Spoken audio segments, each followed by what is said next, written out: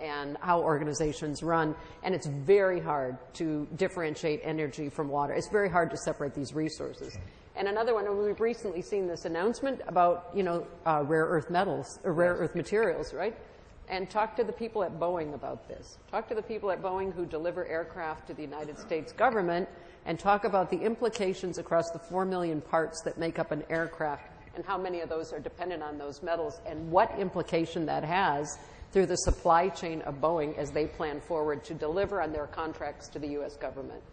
Very, very significant. So someone mentioned, I think that might have been you earlier, material sciences. I think one of the most creative breakthroughs we're likely to see is a substitution in the way we have confined ourselves to think about the way things are built today and the way things are transported. And you can't limit it to energy alone. You've got to think about water, and you've got to think about other constrained resources in terms of innovating a whole system.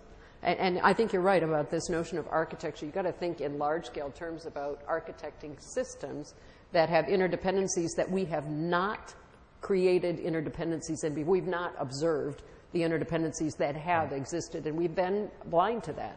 And now is the time to maybe do some cross-discipline work in terms of how your engineering groups work together. Yeah, and I think in terms of getting back to the question of the electrical grid, I mean, I agree, water is a huge issue, other resources, and if we don't address that, there are a lot of areas that are going to be in big, I would say, in deep water, but they won't. But for the electrical grid, for example, as we build this smarter grid and so on, that's two-way or n-way, with much more complicated sensing and control mechanisms, I think we need to think very hard before we put standards in place and define exactly how it's going to operate about how to make sure that it is robust and doesn't go boom.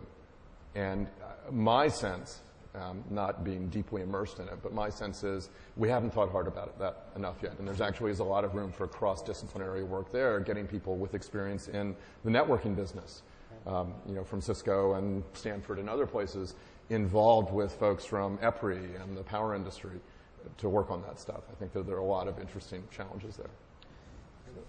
Just to add to this, there's something which I find a little interesting in a technical sense and paradoxical even, is that when we try to build these sort of grids and road systems and water systems and everything, because the physical resources, it seems like we want to be really, really, really efficient. The one thing we know, say from building large